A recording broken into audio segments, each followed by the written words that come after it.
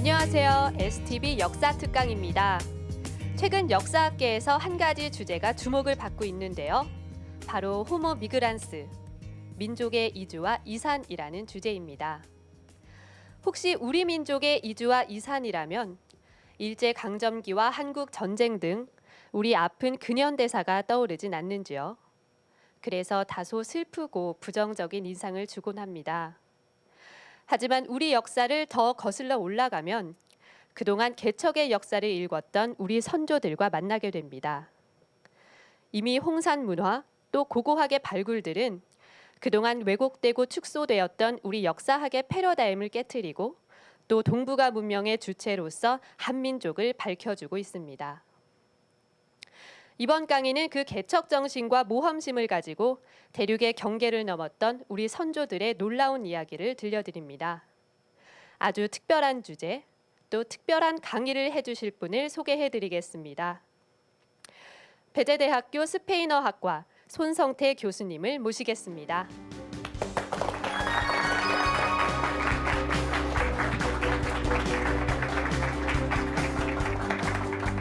안녕하십니까.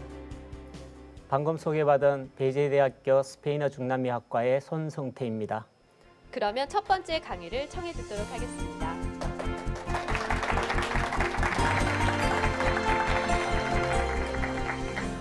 제가 이 강의를 하기로 한 동기는 엄청난 규모의 우리 민족이 아메리카로 건너갔다는 사실을 이제 우리 국민들에게 알릴 때가 되었다 이렇게 판단했기 때문입니다.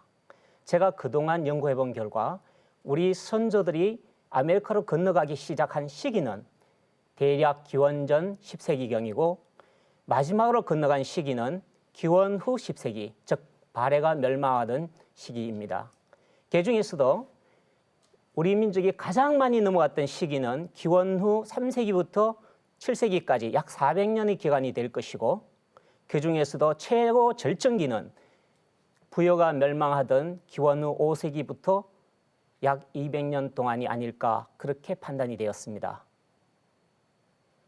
아메리카로 건너간 선조들의 규모는 그 당시 한반도 주변에 남아있던 우리 선조들의 숫자보다도 오히려 더 많지 않았을까 할 정도로 대규모였습니다. 우리 민족의 대이동과 관련한 증거에 대하여 제가 우리 국민들에게 보여드려야 할 것은 너무나 많습니다. 너무 많아서 몇몇 날밤을 지새우며 이야기를 해도 시간이 부족할 것입니다. 하지만 이번 강의는 그 첫 강의이고 그 첫 강의이므로 몇 가지 주제만 한정해서 3번에 나누어 강의하도록 하겠습니다. 이 강의의 목적은 우리 민족이 아메리카로 이동해 간 실체가 어느 정도 적나라하게 드러나는지 여러분들에게 먼저 보여드리고 두 번째는 수천 년 동안 살아왔던 우리 선조들이 살아왔던 만주 지역을 기원 후 10세기경에 우리 민족은 영원히 상실했는데 그 원인이 도대체 어디에 있었는지를 살펴보는 계기로 삼을 것이고 마지막으로 세 번째에는 아메리카 원주민들이 우리 민족이라는 사실을 여러분의 가슴속에 흐르는 그 피가 바로 아메리카 원주민들에게도 흐른다는 그 사실을 이 엄청난 선조들의 유산을 오늘의 우리는 물려받을 준비를 해야 한다는 것을 말씀드리고 싶기 때문입니다. 저는 이 강의를 통해서 관련 분야 전문가 선생님들에게도 이 연구를 서둘러 시작해야 된다고 말씀드리고 싶고 정부는 국가적 차원에서 이 연구를 시작해야 된다고 알려주고 싶습니다. 제가 우리 민족이 아메리카로 건너갔다고 얘기를 하면은 아메리카 인디언들을 조금 연구하신 분들은 잘 믿지 않으려 하십니다. 그 이유는 아메리카 인디언들의 종족수가 얼마나 많고 그 언어수가 얼마나 많은데 그들이 우리 민족이라고 하느냐 이렇게 의문을 답니다. 그렇지만 아메리카 인디언 언어들을 연구했던 그 학자들의 얘기를 들어보면은 언어가 서로 다르다고 봤는데 연구를 해보니 그 안에 굉장한 공통점이 있더라. 그래서 이들의 언어는 어느 시대인가는 하나의 공통 언어에서 나와서 분화 발전한 것이 아닐까 이렇게 생각을 하고 있습니다. 저는 바로 그 하나의 공통 언어, 즉 모태 언어가 바로 우리 민족의 언어라고 판단하고 있습니다. 우리 민족의 언어 중에서도 우리 선조들이 만주와 아무르강의 이 지역에 굉장히 넓게 퍼져 살았는데 바로 저 지역에 살던 분들의 언어라고 생각합니다. 여러분들은 잘 알다시피 우리 민족은 고리족입니다. 고리족 선조들은 만주 일대에 오랫동안 살다가 기원전 3세기경에 부여를 건국했고 기원전 37년에 고구려를 건국했으며 그리고 다시 백제를 건국하게 됩니다. 그리고 일단의 고리족들은 동해안을 타고 내려와서 경주에서 머물면서 신라를 건국하게 되고 그 밑으로 더 내려와서 가야, 즉 오늘날 김해 지역에 머물러 살게 됩니다. 말하자면 우리 민족 전체가 하나의 고리족이라고 얘기할 수 있습니다. 그리고 요동 지역에 살던 일부 고리족들을 중국 문헌에서 맥족이라고 지칭을 했습니다. 이 고리족들은 만주 일대와 아무르강 일대 굉장히 넓은 지역의 시족들로 흩어져 살다 보니까 세월이 지나면서 그들 간에도 약간씩 언어가 방언적 차이를 일으키기 시작했습니다. 그분들이 오랜 기간에 걸쳐서 아메리카로 건너가서 만주보다도 더 넓은 아메리카 대륙에서 흩어져 살다 보니까 언어의 차이는 조금 더 벌어지기 시작했습니다. 그런 차제에 1492년 신대륙이 발견되고 스페인 사람들이 들어오고 영국 사람들이 들어오고 네덜란드, 독일, 프랑스인들이 들어와서 그 아메리카 원주민들의 언어를 더욱 혼란스럽게 만들어버립니다. 그렇게 함으로써 언어가 더욱 분화 발전을 하고 더욱 섞여가지고 새로운 방언들이 나타나고 함으로써 오늘날 아메리카 전 대륙에 약 2,000개의 원주민 언어가 존재한다고 이야기를 하고 있습니다. 하지만 우리 그 서양인들이 들어오기 전에는 그 아메리카 인디언들의 언어가 그렇게 많지는 않았습니다. 그 증거로 멕시코의 경우에 멕시코를 정복한 스페인 장군이 에르난 코르테스인데 에르난 코르테스가 남긴 기록에 보면은 멕시코의 전역이 아스텍 제국이 사용하던 언어를 사용하고 있었지만 방언적으로 구분을 해보면은 약 15개 정도가 있었다. 이렇게 얘기를 하고 있습니다. 그런데 오늘날 멕시코의 방언은 66개로 분류하고 있습니다. 그 이유는 스페인 사람들이 들어간 이후에 원주민들의 언어 체제를 완전히 뒤흔들어 놓음으로써 지난 500년 동안 원주민들의 언어가 방언적으로 수없이 분화 발전을 해버렸기 때문입니다.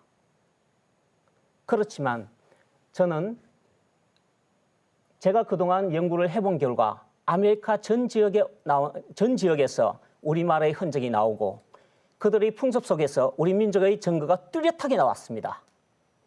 그래서 제가 내린 결론은 이것은 우리 민족이라고 할 수밖에 없구나 이렇게 판단을 하게 되었습니다. 이제부터 제가 강의를 진행하는 동안 저는 여러 가지 증거를 제시하고 여러 가지 설명을 또 하게 될 것입니다. 제가 제시하는 증거와 설명을 여러분들이 들어보시고 여러분들이 직접 한번 이들이 우리 민족인지 아닌지 살펴보시기 바랍니다.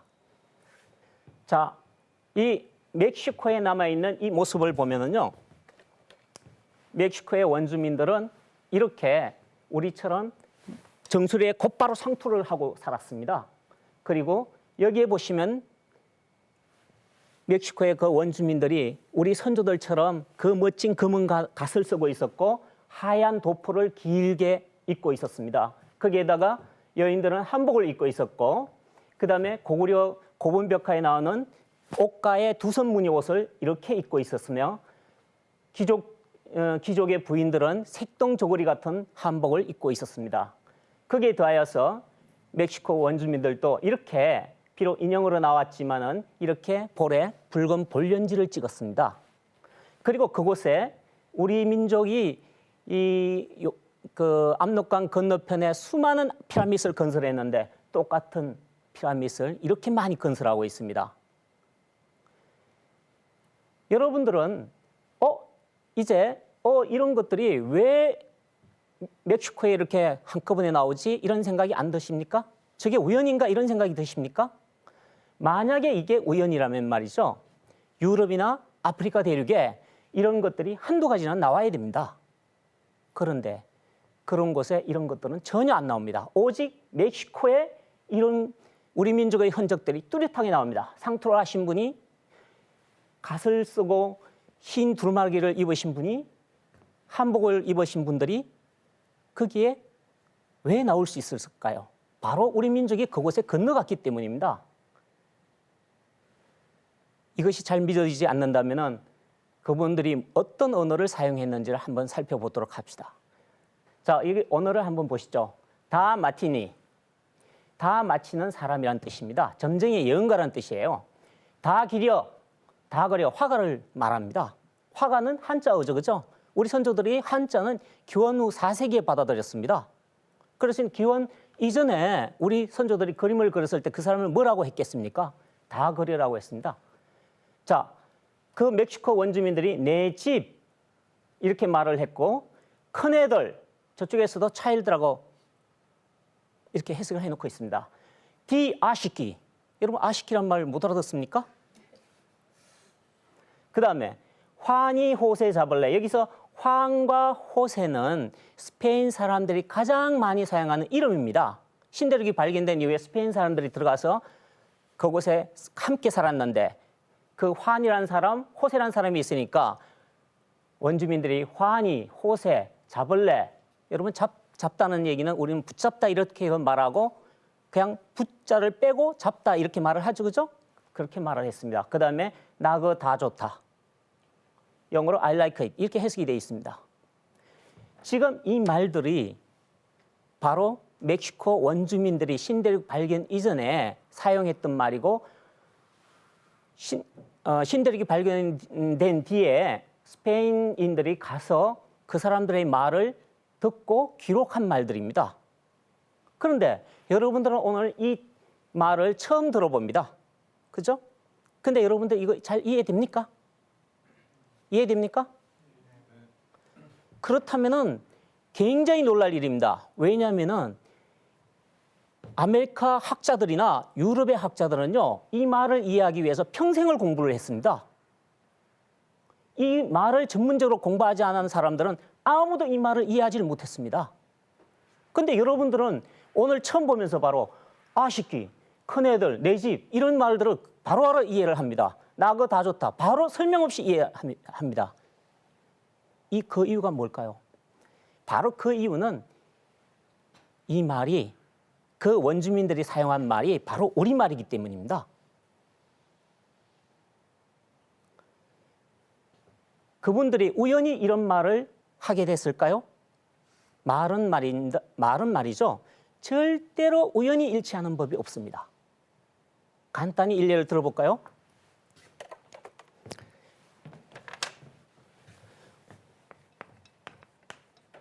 우리말에서 물이라는 말이 있습니다. 이 물이란 말은 말이죠.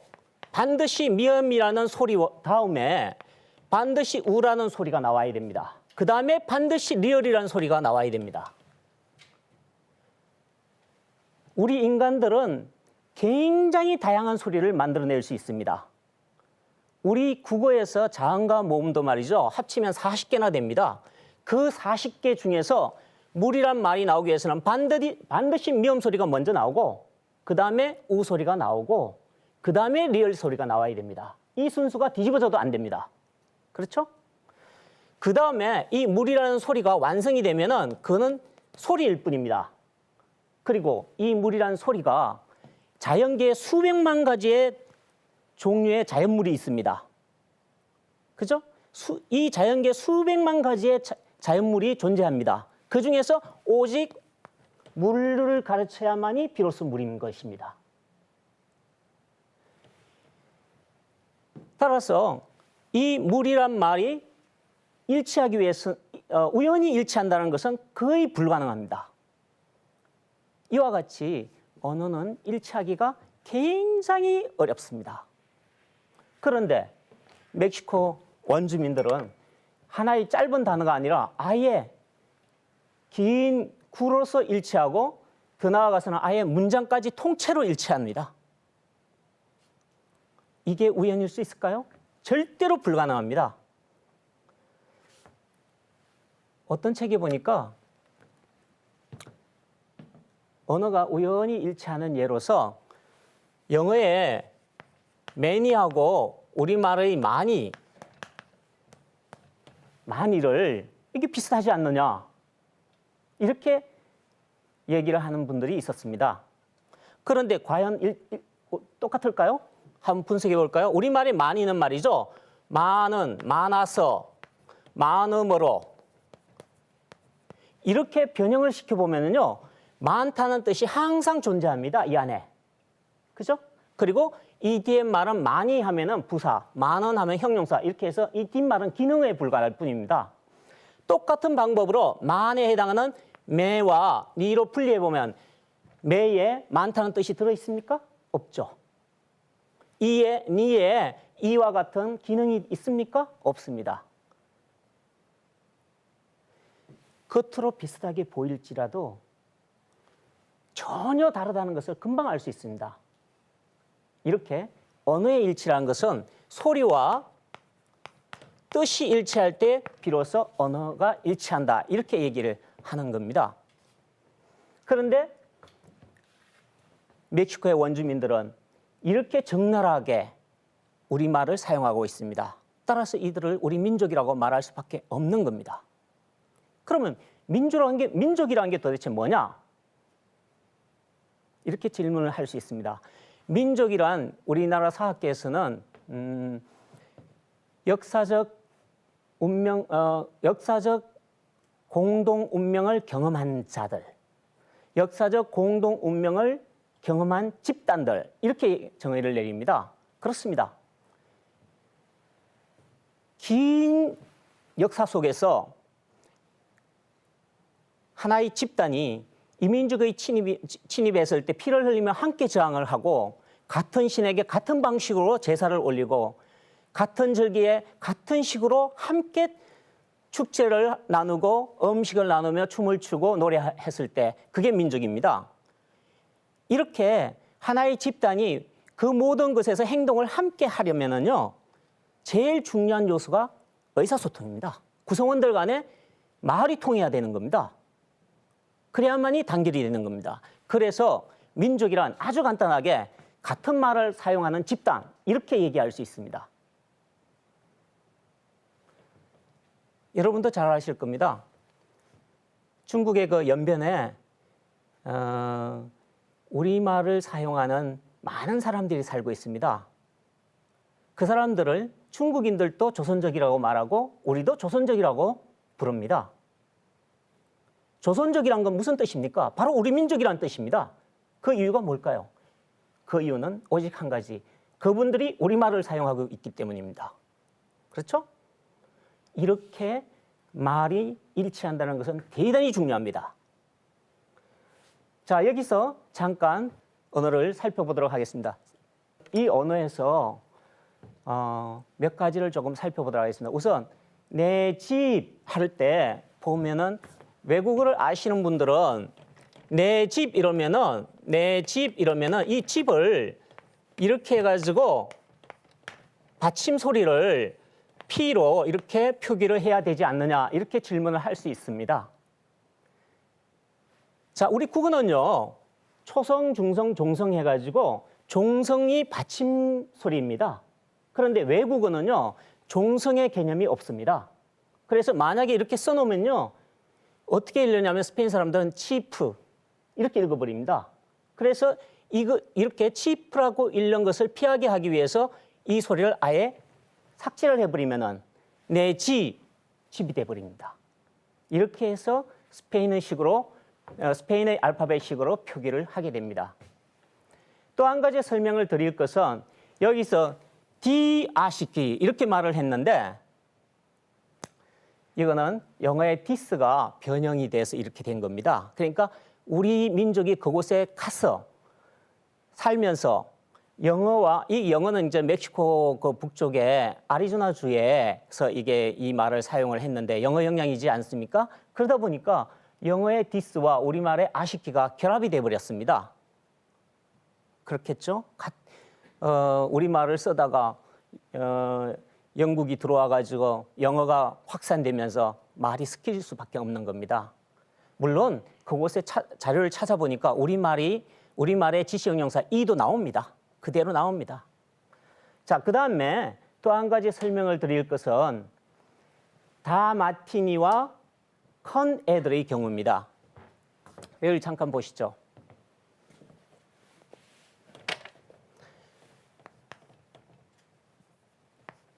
다 마티다. 다 마티다. 예, 다 마치다입니다. 우리 국어는요, 18세기에 국외음화를 일으켜가지고 치로 변했지만 사실은 그 이전에는 다 마티다 이렇게 되어 있었습니다. 여러분 중에는 다 마치다는 다 마치다 이렇게 써야 되는 거 아닙니까? 라고 생각하는 분들이 있을 것입니다. 그거는 근대에 들어와서 우리가 표준어를 이렇게 결정을 했기 때문에 이렇게 쓰기로 했기 때문에 이렇게 된 것이지 사실은 우리 민족의 문자는 15세기에 세종대왕이 만들었습니다. 그 문자가 있기 전에는 우리는 소리밖에 없었습니다. 그 소리는 다 마치다예요. 자, 그런데 여기 잘 보면은 저기 보면은 다 마틴이 해가지고 다 마티니, 다 마틴, n이 들어가고 이 이렇게 되어 있습니다. 우리 국어가 그렇습니다. 예를 들면은 가다에서 간이 니은이 들어가죠? 우리말의 가다는 말이죠. 그 뒤에 이렇게 명사가 나오면은 니은이 첨가됩니다.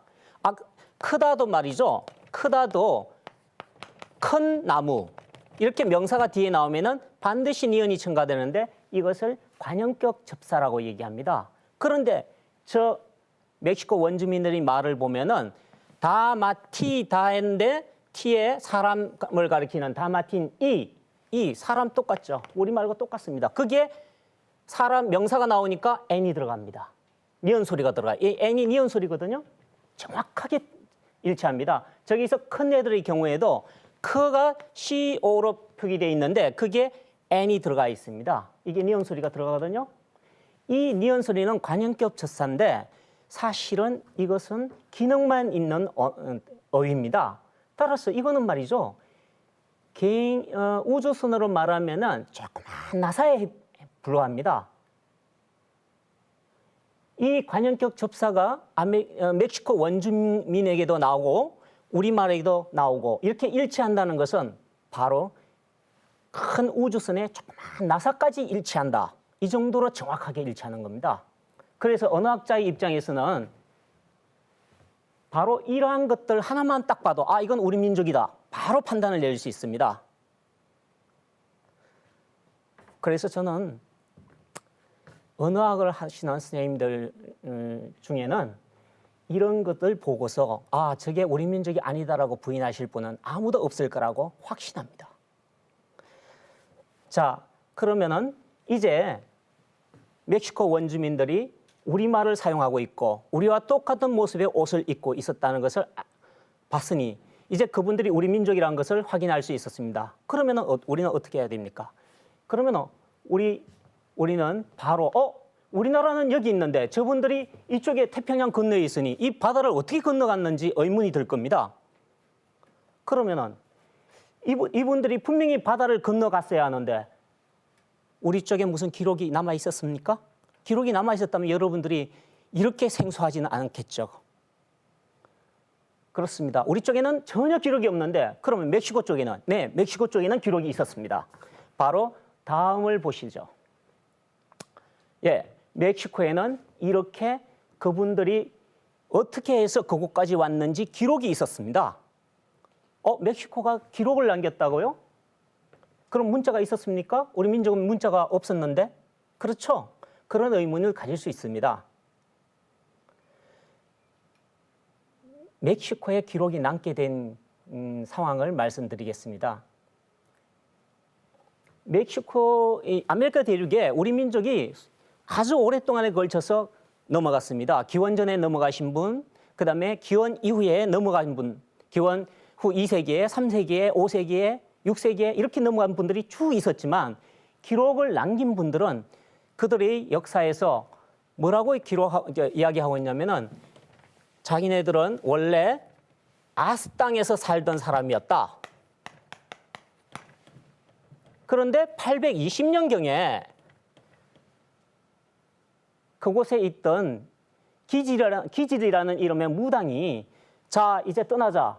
우리 신이 우리에게 아주 살기 좋은 땅을 새로 주겠다고 약속을 했다. 이제 떠나자 이렇게 선동질을 했답니다. 그래서 드디어 떠났는데 그분들이 어디로 갔는지는 모르겠지만 일단은 그렇게 떠나서 여차저차 해가지고 멕시코까지 도달했다. 이런 기록을 남깁니다. 그런데 그 기록을 어떻게 남겼냐면은 글자가 없으니까 그림을 그려서 남겼습니다. 그분들은 글자가 없으니까 무슨 그림을 쫙 그려가지고서 모든 역사를 기록을 했는데 이를테면은 전쟁이 나면 전쟁의 모습을 그려놓고 그 다음에 물을 건너면 물 건넌 모습을 그려놓습니다. 그리고는 그 그림을 가지고서 어린 아이들에게 우리 선조들이 옛날에 이렇게 해가지고 이 길을 지나왔고 이러이러한 일로 전쟁을 했다. 이렇게 말로 설명을 했습니다. 내용은 말로 전했습니다. 그리고 그 아이들이 다시 크면은 다시 그 어린 후손들에게 이 그림을 꺼내가지고 다시 보여주면서 옛날 우리 선조들은 이렇게 이런 곳을 지나왔고 이렇게 전쟁을 치렀다. 이 얘기를 합니다. 그렇게 해서 이 그림과 내용은 구두로 전해져 내려왔는데 그 1492년 신대륙이 발견되고 스페인 사람들이 들어와서 그곳에 사는 사람들의 이야기를 무슨 뜻인지도 모르고 스페인 알파벳을 막 받아 적었습니다. 예를 들면 아스땅 이러면은 아스땅 이런 식으로 받아 적었어요. 그리고는 나중에 이 뜻이 무슨 뜻이냐 이렇게 물어봤습니다. 물어봤더니 이거는 하얀이고 땅은 장소를 가리킨다. 이런 식으로 설명을 해서 그럼 스페인어로 옆에 그 설명을 적었습니다. 바로 그러한 기록이 제가 이렇게 해석을 한 기록들입니다. 이제 이 기록을 한번 읽어볼까요? 신성한 나의 사람, 메기 사람이 그들에게 분명하게 말했다. 그들 자신들이 바다가 갈라진 이곳으로 떠나려고 제일 처음 온 사람들이 아니라는 것을 알아듣도록 말했다. 그래서 바다가 갈라져 있고 그 하늘의 물이 수없이 여러 번 나눠져 있는 이곳으로 통과했다. 그 하늘의 물을 그들은 신성한 물, 즉 바다라고 불렀다. 그 하늘의 물이 이쪽과 저쪽으로 나뉘어져 있는 곳을 통하여 메기 사람이라고 불리는 이들이 이곳을 향하여 왔다. 이곳이란 건 멕시코입니다. 자, 여기서 여러분들이 주목해 봐야 될 부분은 하늘의 물이 수없이 여러 번 나눠져 있는 곳, 그 하늘의 물이 이쪽과 저쪽으로 나눠져 있는 곳, 이 부분을 보셔야 됩니다. 앞장에 그 지도를 잠시 볼까요? 네, 우리 민족이 여기서 멕시코로 건너가는데 하늘의 물인 그 바다가 수없이 나눠져 있는 곳, 그리고 그 바다가 다시 이쪽과 저쪽으로 양쪽으로 갈라져 있는 곳 어디입니까? 바로 이 알로산 열도죠. 섬이 많아야 바다가 수없이 여러 번 갈라지죠. 그죠? 여기에 보면은 바다가 이쪽과 저쪽으로 양쪽으로 갈라져 있죠. 맞습니다. 저는 이것을 보고서 우리 민족이 알로산 열도를 건넜구나. 바로 눈치챌 수 있었습니다. 그러면 우리 민족의 이동 루트는 이미 결정이 돼버립니다. 왜? 우리 민족은 우리 민족은 여기서 살았기 때문에 그분들이 북상을 해서 이 추운 곳으로 올라가 가지고 여기 러시아 캄차카 반도에서 섬을 따라서 배를 타고 건넌 이후에 남아있다. 이렇게밖에 안 됩니다. 그렇겠죠? 네. 이분들은 바로 그렇게 해서 건너갔던 것입니다. 그러면 우리 쪽에 역사 기록에 어떤 그분들이 떠난 그 흔적이라도 기록되어 있지 않을까? 이걸 살펴봐야겠죠? 예, 그것을 살펴보기 전에 잠시 이분들이 이곳을 지나가면서 썼던 기록 한 가지를 보도록 하겠습니다. 잠깐 넘길까요? 다음 화면. 자기네들이 이동하면서 남긴 그 문헌에 이런 말이 있습니다. 이스산 이렇게 기록을 해놨는데요. 이스산의 이스가 뭐냐면은 이 이스가 하얀이란 뜻입니다. 하얀. 아까도 아스도 하얀인데 왜 이스도 하얀일까? 네, 제가 연구를 해보니까 우리 민족 중에서 저 남쪽의 요동 지역에 살던 분은 하얀색을 아스라고 했고 북쪽에 살던 저 만주 북쪽 지역에 사는 사람은 이스라고 했습니다. 그런데 이 기록을 남긴 사람들은 요동 지역에 남쪽 요동 지역에 살던 분들인데 이분들이 이 바다를 건너가기 위해서는 북상을 해야 됩니다. 그렇죠? 아까 지도에 봤듯이 북상을 하게 되는데 이분들이 기록에 이렇게 나왔습니다. 이동을 했는데 제일 먼저 도착한 곳은 고리족이 사는 땅이었다. 네, 고리가 바로 만주 지역에 살던 우리 민족입니다. 그 고리족이 살던 땅이었는데 그곳에 도착하니까 8개 고리족 시족들이 우리도 함께 떠나자 해가지고 함께 따라 붙었답니다. 그 사람들을 데리고서 어디를 갔는데 어딘지는 모릅니다. 왜냐하면 여기 기록이 오래됐기 때문에 갔는데 그곳이 바로 이렇게 바다가 이렇게 여러 번 갈라지고 또 이쪽 저쪽으로 갈라진 곳이었다. 이렇게 되어 있습니다. 자, 그런데 그게 환경을 이서산 이렇게 적었습니다. 그러니까 산은 뭐냐면은 한자의 산입니다. 이분들이 떠난 시기가 820년이기 때문에 우리 민족이 한자를 받아들인 것은 기원 후 4세기경부터입니다. 그러니 400년이 정도 지나면은 간단한 한자 정도는 이미 익숙해져 있을 시기입니다. 그렇죠? 따라서 이서산은 하얀 산을 가리킨다는 것을 금방 알 수 있었습니다. 자, 볼까요? 예, 이게 러시아 캄차카 반도의 여름의 풍경입니다. 산이 전부 다 흰 눈으로 덮여 있습니다. 그러니 이서산 이럴 수밖에 없었겠죠. 그죠? 예, 이렇게 해서 이분들이 북상했다는 것을 알 수 있었습니다. 이제 이렇게 우리 민족이 북쪽으로 이동했다는 증거들이 나타나기 시작하는데 우리 민족의 기록에는 과연 이분들이 이동했다는 게 흔적이 전혀 없었을까? 한번 살펴봐야 될 것입니다. 한번 볼까요? 자, 이 기록이 부여에 관한 기록입니다. 부여에 관한 최초의 기록이라고 할 수 있습니다. 우리 민족에 관한 기록은 삼국지 위지동 이전에 주로 기록되어 있는데 그 나라는 즉 부여는 매우 부강하여 선대로부터 일찍이 적에게 파괴된 적이 없었다. 부여가 아주 강국이었다는 것을 말해 줍니다. 이 주어는 숙신인데 숙신이 한나라 말기에 자연스럽게 스스로 찾아와서 부여의 신하가 되었다. 이렇게 얘기를 하고 있고 부여는 그들을 책망하고 조세를 무겁게 부강했더니 이 사람들이 황초연중이라는 것은 기원 후 220년에서 226년입니다. 이때 반란을 일으켜가지고 부여가 여러 번 정벌을 했고 그 숙신족은 사람들이 숫자가 적었다. 이렇게 기록하고 있습니다. 자, 이 얘기를 다음 지도를 보고 잠깐 살펴볼까요? 보시죠. 그 3세기경에 부여는 이렇게 넓은 땅을 차지하고 있었습니다. 사실은 부여의 백성인 고리족들은 이 위쪽으로 아무르강 유역에는 아주 넓게 퍼져 살았습니다. 그러나 중심 세력은 여기에 살았고 연해주 지역의 숙신이 이렇게 살았습니다. 자, 그런데 숙신이 스스로 찾아와서 부여의 신하가 되었다. 이건 무슨 얘기입니까?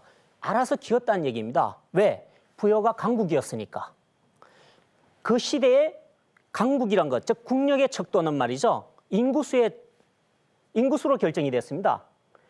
백성이 많으면 강국이었고 백성이 적으면 약국이었습니다. 부여에게 스스로 찾아와서 신하가 됐다. 부여는 그분들을 반갑게 맞이한 게 아니라 오히려 찾아온 그들을 책망하고 즉 엄하게 꾸중을 하고서 그리고서 조세도 아주 무겁게 부과했다. 이건 뭡니까? 부여가 엄청나게 숙신에 비해서 강국이었다. 즉 엄청나게 인구수가 많았다. 이 뜻입니다. 그렇겠죠? 네. 그런데 삼국지 위지동 이전에 말이죠. 이렇게 되어 있습니다. 부여는 그 당시 8만 호다. 인구수를 8만 호고 고구려는 3만 호다. 이렇게 기록을 해놓고 있습니다. 자, 그러면 말이죠. 우리 민족이 그 당시에 숫자가 대충 얼마인지 추정해서 생각해 보기로 합니다. 그러면은 부여가 8만 호고 고구려가 3만 호고, 그럼 요동 지역은, 그 당시에 요동 지역은요 한나라 말기 신하인 공손씨의 세력 하에 있었습니다. 이 요동 지역은 고조선이 건국됐던 지역이고, 그 고조선을 건국했던 우리 민족, 우리 선조들은 이곳에 남아서 그대로 살았던 지역입니다. 이곳은 예로부터 중국으로부터 문화가 들어오던 지역이기 때문에 인구 밀집 지역입니다. 그러니 아무리 적게 잡아도 2만 호는 이곳에 살았을 것이다 추정할 수 있습니다. 그러면 우리 민족은 말이죠, 부여 고구려 합치면은 최소한 13만 호는 될 것입니다. 자, 그런데 숙신은 부여에 대해서 스스로 찾아와서 신하가 됐다고 했으니 인구수가 엄청 작았다는 뜻입니다. 따라서 부여가 8만 호 그러면은 숙신은 스스로 알아서 길 정도로 약국이었으면은 인구수가 그래봐야 많아봐야 2, 3만 호 정도밖에 안 됐을 겁니다. 그런데 우리는 이것을 4만 호 정도라고 잡아봅시다. 숙신의 인구수를. 그러면은 우리는 13만, 토탈에서 13만 호가 되고 부여는 4만 호가 됩니다. 그러면은 이 3세기에 우리 민족은 최소한 숙신보다도 인구수가 3배는 많았다. 그렇겠죠? 3배는 많았다고 말을 할 수 있습니다. 아니면은 사실은 이 숙신은 그 인구수가 적었다 이렇게 기록까지 나오는 걸 봐서는 2, 3만 호밖에 안 됐기 때문에, 그러면은 아마도 이 당시 우리 민족의 그 만주 지역에 살던 우리 민족의 인구는 숙신보다도 한 대여섯 배는 사실상 많았을 겁니다. 그런데 다음 기록을 볼까요? 7세기 말에 발해가 건국됩니다. 668년에 나당 연합군에 의해서 고구려가 멸망하고 그 후 30년이 지난 뒤에 여러분이 잘 아시다시피 대저영이 발해를 건국합니다. 발해를 건국했을 때 그 발해의 영토는 옛 고구려의 영토, 부여의 영토, 이 요동 지역 영토까지 모두 차지한 영토입니다. 그런데 그곳에 있는 발해의 백성의 구성수에 대해서 백성의 대다수는 말갈족, 이렇게 기록이 나옵니다. 신당서, 구당서에 그렇게 기록이 나옵니다. 여러분 이게 이해됩니까? 아니 3세기에는 우리 민족의 숫자가 숙신의 숫자보다도 적어도 3배, 많으면 대여섯 배 정도까지 많았는데 발해가 건국됐을 때는 이 말갈족이 숙신의 후예입니다. 그러니까 숙신이라고 보면 됩니다. 그런데 이들이 백성의 대다수를 차지했다. 이게 이해됩니까? 이해가 될 수가 없죠. 왜냐하면 우리 민족이 몇 배 많았는데 이 땅에서, 그런데 7세기에 와서는 이 땅의 대다수 백성은 숙신의 후예인 말갈족이라고 얘기를 하고 있습니다. 우리 민족이 애들을 못 낳아서 이렇게 우리 민족은 확 줄어들고 저들은 애를 많이 낳아서 이렇게 확 불어났습니까? 옛날에는요, 먹고 살기 편하면은 자식을 많이 낳았습니다. 우리 민족이 살던 만주 대평원은 숙신이 살던 연해주보다도 훨씬 더 살기 좋은 땅이었습니다. 따라서 자식을 많이 낳아도 우리 민족이 더 많이 낳아야 되고, 인구가 불어도 우리 민족이 훨씬 더 인구가 급증해야 됩니다. 그런데 결과는 오히려 반대입니다. 그래서 저는 이해되지 않는 우리 민족의 역사, 이렇게 제목을 달았습니다. 그러면 우리 민족이 왜 이렇게 줄었을까? 이유는 단 한 가지밖에 없습니다. 우리 민족이 사라진 겁니다. 어디론가 사라졌다고밖에 볼 수밖에 없는 겁니다. 우리 민족이 사라질 수 있는 방향은 중국 쪽으로 향해서 나가든가, 아니면 서쪽을 향해서 가든가, 아니면 북쪽을 향해서 가든가, 이 길밖에 없습니다. 우리 민족이 만약에 중국으로 내려갔다면 중국의 왕조 역사에 우리 민족이 건설한 왕조가 하나쯤은 나왔을 겁니다. 그러나 중국 왕조 역사에 우리 민족이 건설했다는 왕조는 없습니다. 그렇죠? 그러면 우리 민족은 중국 쪽으로는 내려가질 않았습니다. 그럼 우리 민족은 어디로 갔을까? 그것을 한번 살펴보도록 하겠습니다. 다음. 위세에 말하기를 유전 전해 내려오기를 위 부여인 후에는 부여가 망후에 그 북부 유민이 도 나하 이거 이렇게 얘기를 하고 있습니다. 부여가 망한 후에 나하라는 강을 건너가서 거주했다. 부여는 494년에 망했습니다. 그리고 위세열전에 또 보면은 그들이 두막루국을 건설했는데 그 두막루국이 물길국, 물길도 숙신의 한 이름입니다. 물길국, 북천리, 물길, 즉 숙신족이 사는 곳보다 북쪽으로 천리 정도에 떨어져 있었다. 이 얘기를 하고 있습니다. 자, 여기서 잠깐 숙신의 이름의 변화에 대해서 말씀을 드리면은 이 숙신이라는 민족은 말이죠. 시대에 따라서 이름이 많이 변했습니다. 숙신했다가 그 다음에 음루 이렇게 변했다가 그 다음에는 물길 이렇게 변했다가 그 다음에는 말갈 이렇게 변하고 나중에는 여진 이렇게 변하고 그 다음에 마지막으로 만주족이라고 불리게 됩니다. 시대에 따라서 이렇게 이름이 명칭이 이렇게 자꾸 바뀝니다. 자, 부여가 망한 뒤에 백성들이 나하강을 건너서 물길, 즉 숙신족인들이 사는 곳보다도 북쪽으로 천리길 위치에 머물러 살았다. 이렇게 기록하고 있습니다. 이걸 지도를 보면서 잠깐 얘기해 볼까요? 다음 보면은 자, 부여가 망하던 494년의 상황을 상정해 보면은요, 부여는 여기에 나라가 확 줄어들어 있었습니다. 부여가 3세기에는 엄청나게 큰 나라였는데 494년, 즉 200년 정도가 지난 뒤에는 부여는 아주 작은 나라로 줄어들어 있었습니다. 왜 그랬을까요? 세월이 지나면 인구가 불어나는 게 일반적인데 부여는 이때 확 줄어들어 있었습니다. 그리고 부여가 멸망하기 직전에 가장 부여를 괴롭힌 게 이 숙신족이었습니다. 숙신족이 여기 있는 부여를 괴롭히기 위해서는 숙신족의 영토가 여기까지 확대됐다고 봐야 됩니다. 이 지역까지. 숙신족은 원래 이 연해주의 이쪽에 살았거든요.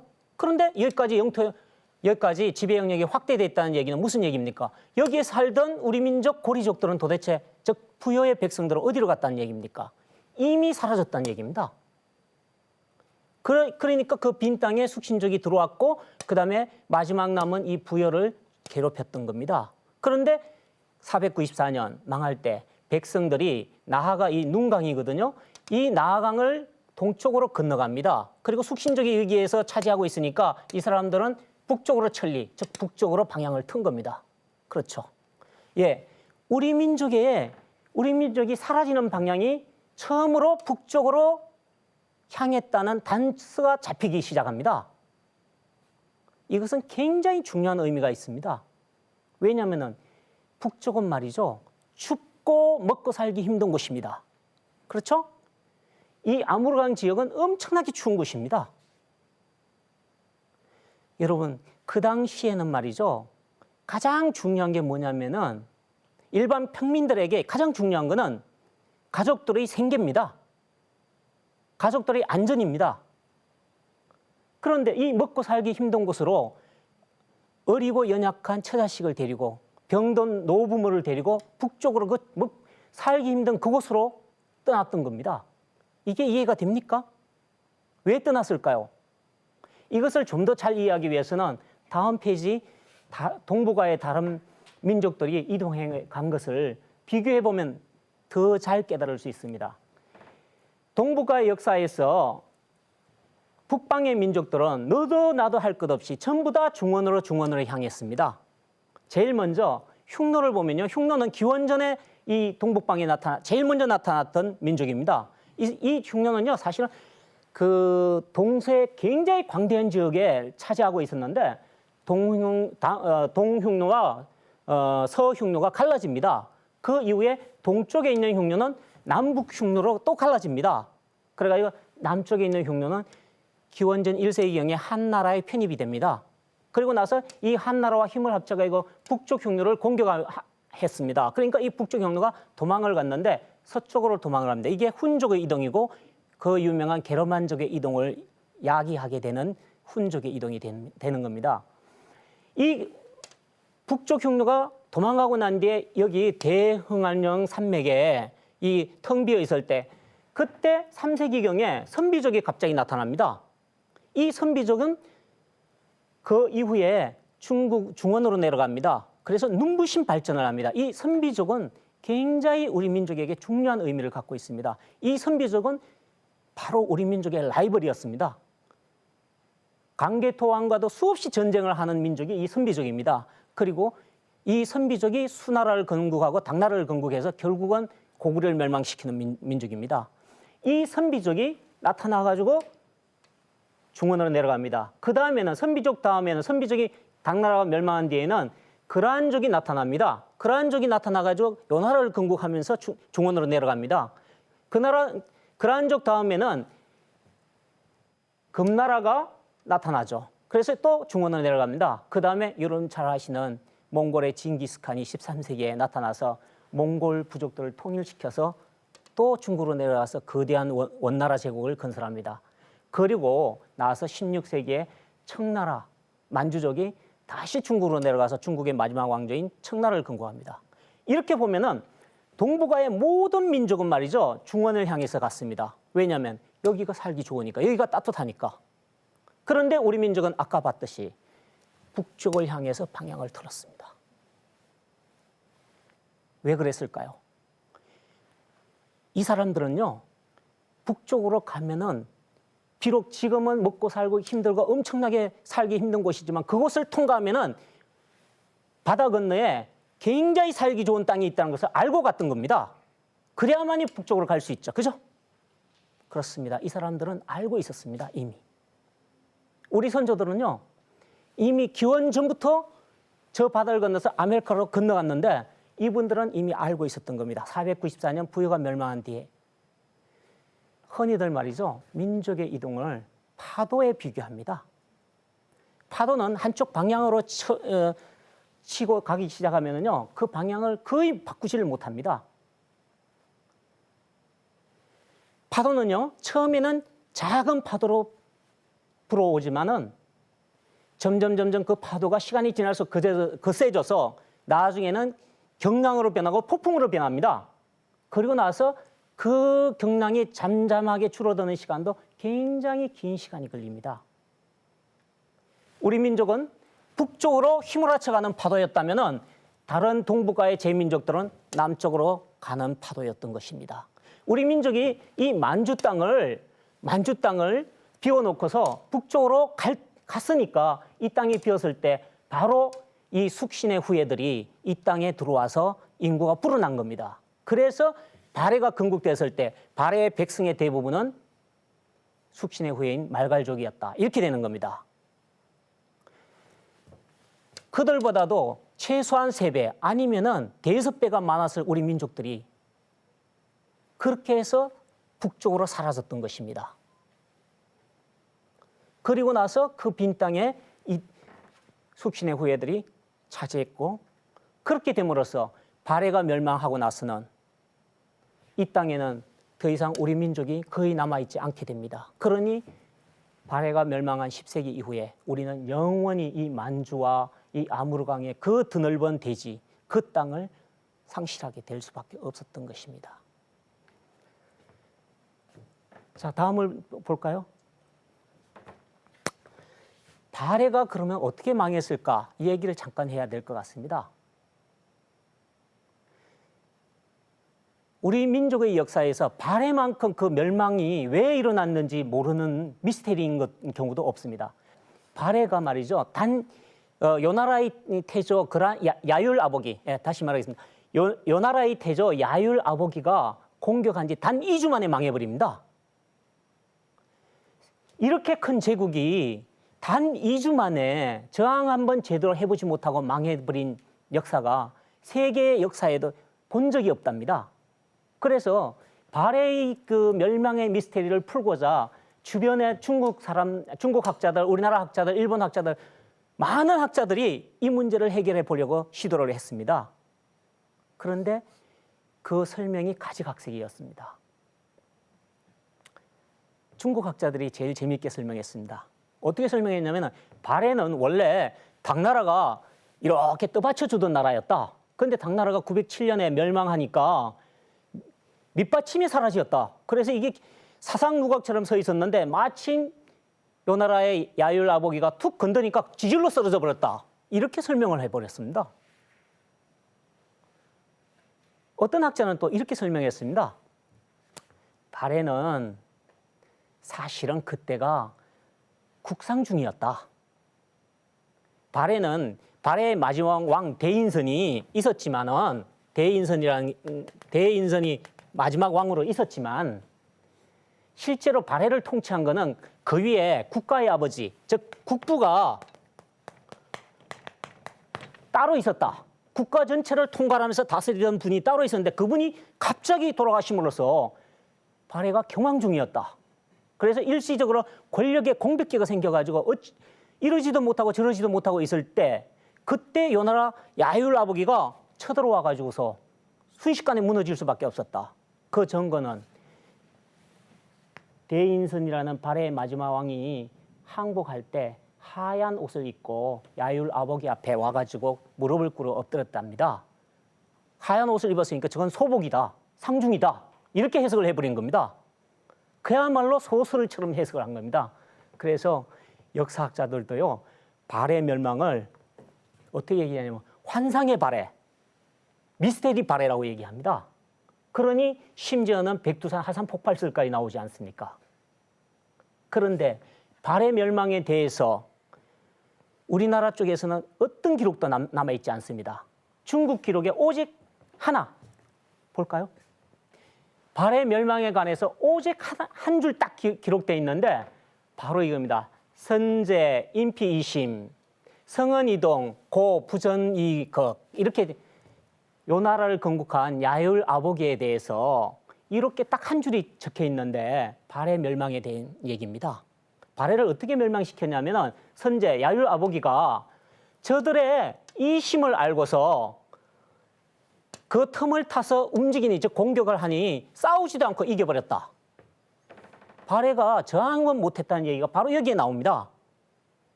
그래서 우리나라 그 사학계 선생님들이 이렇게 얘기를 했습니다. 이심이 문제구나, 이심이. 그렇습니다. 이심이 문제였어요. 그런데 이심을 이렇게 보고서 일반적으로 우리나라 사학계 선생님들이 이렇게 설명했습니다. 이심은 저거 귀족들 간의 권력투쟁이다. 이렇게 설명을 했습니다. 왜냐하면 발해가 멸망한 당시에 발해 귀족이나 장군들이 자기의 부하나 식서들을 거느리고 고구려에 그때 막 건국된 고구려의 왕건에게로 투항을 했거든요. 그 찾아가가지고 왕건의 신하가 됐거든요. 그러니까 권력투쟁에서 패배한 사람들이 그쪽으로 간 것이다. 이렇게 설명을 했습니다. 과연 그럴까요? 권력투쟁이라는 걸 말입니다. 제로섬 게임이라고 합니다. 제로섬 게임이 뭔지 아세요? 이기는 자는 모든 걸 다 갖고 진 자는 빈손으로 떠나는 게 제로섬 게임입니다. 권력투쟁은요, 진 자는 깊은 원한만 가지고서 그 당시에 가장 적국으로 도망을 갑니다. 그래야만 자기를 도와줘서 복수를 해줄 거 아닙니까? 바로 2세기 말에 고구려의 제8대 신대왕이라고 있습니다. 신대왕이 죽을 때 왕위를 맏아들 발기에게 물려주지 않고 둘째 아들에게 물려줍니다. 그랬더니 이 발기가 말이죠, 분노가 크게 차올랐습니다. 그래서 절치부심하고 힘을 길러서 드디어 자기 동생하고 권력투쟁에 돌입해서 전쟁을 일으킵니다. 근데 졌어요. 이 발기가 도망을 간 게 어디냐면은 그 당시 고구려의 최대적인 바로 요동의 공손 씨에게로 도망을 갔습니다. 공손 씨는 그가 오자마자 바로 흔쾌하게 군사 3만을 내주면서 복수해라. 그래서 발기는 그 군사를 이끌고서 자기의 조국 고구려를 향해서 칼을 들이댑니다. 그런데 물론 패배를 했지만요. 이런 것이 바로 권력투쟁입니다. 그런데 발해 멸망기에 고려의 왕건으로 발해 귀족들이 갔습니다. 그 당시 고려 왕건은요, 군사를 빌려줄 형편이 못 됐습니다. 왜냐하면 그때 그 후백제를 건국했던 견훤하고 막바지 전쟁을 치르느라고 자기도 힘이 붙인데 어디 군사를 빼가지고 빌려줍니까? 더구나 왕건은요, 발해와 사돈관계의 친척이었습니다. 그러니 군사를 빌려주지 않을까 뻔히 이미 알 수 있었습니다. 그런데 그쪽으로 발해의 귀족 장군들이 그쪽으로 갔습니다. 이건 권력투쟁이 아니란 얘기죠. 그럼 이심이 뭘까요? 네, 이심은 글자 그대로 떠나는 마음이었습니다. 우리 쪽에서는 더 이상 이 이심에 대해서 설명할 어떤 흔적도 없습니다. 그런데 멕시코 기록을 보면요, 아까 그 기록, 네, 그들은 아스 땅에 살았다. 우리들은 원래 아스 땅에 살았는데, 아스 땅은 말이죠, 아까도 설명드렸듯이 아스 땅은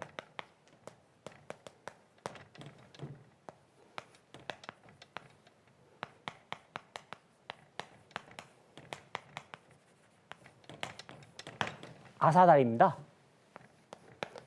여러분, 아사달은 우리 민족 최초의 국가인 고조선이 건국된 곳으로 알려져 있습니다. 지금 그곳이 정확히 어느 곳인지는 모르지만 요동의 어느 지역이라고 이미 사학기는 말하고 있습니다. 그곳에 있던 이 사람들이, 자, 그러면 잠깐 아스 땅과 아사달, 이 같은 말이라는 것을 어떻게 증명할 수 있냐면요, 아사달이라는 이 아사를 우리는 아사라고 읽지만 중국어로는 아스라고 읽습니다. 일치합니다. 그게 다 다른 말이죠. 다른 말이죠. 우리말로도 이게 땅입니다. 왜냐하면은 여러분 양달, 음달 이러죠. 땅을 가리킵니다. 우리말 땅은 말입니다.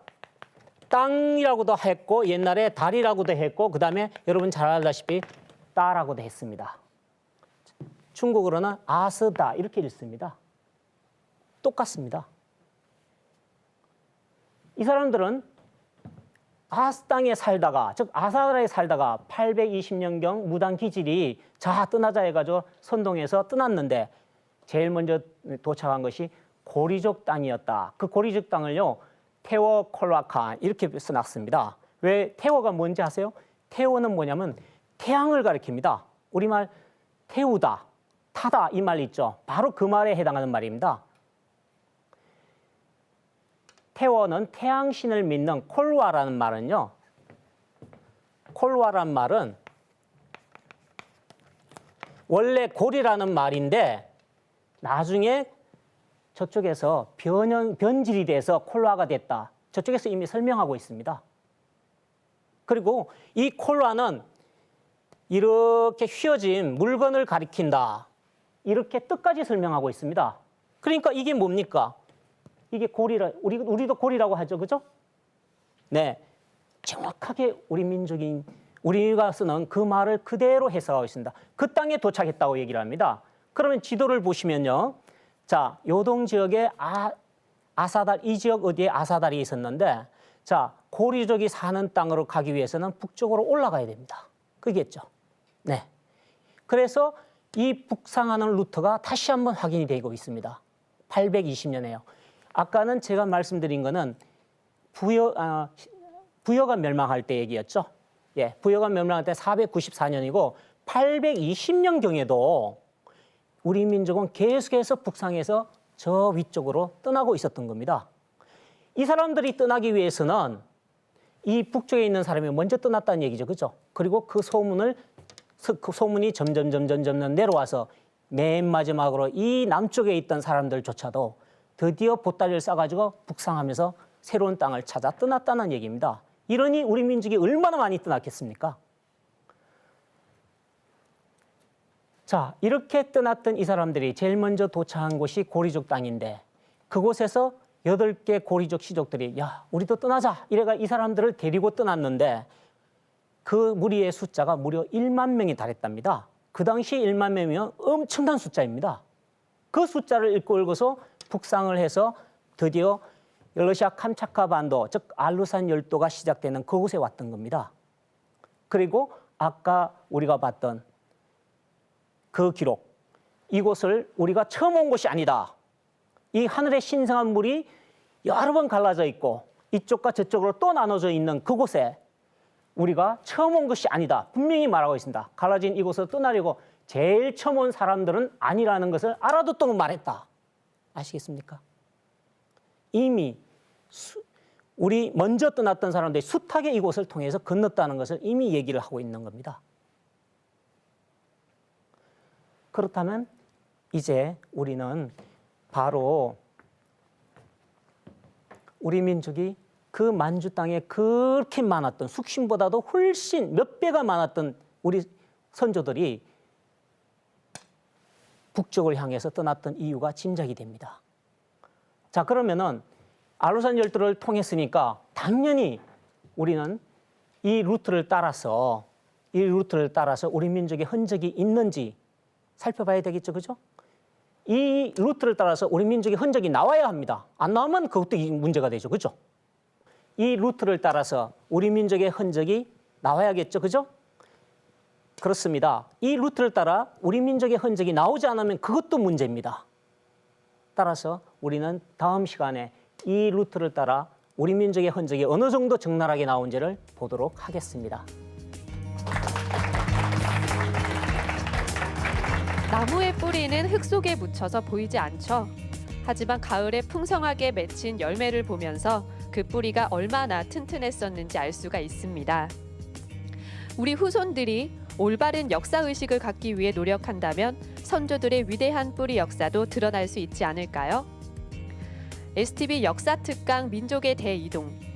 다음 시간에도 배재대학교 손성태 교수님을 모시고 선조들의 위대한 개척 역사를 알아보겠습니다. 감사합니다.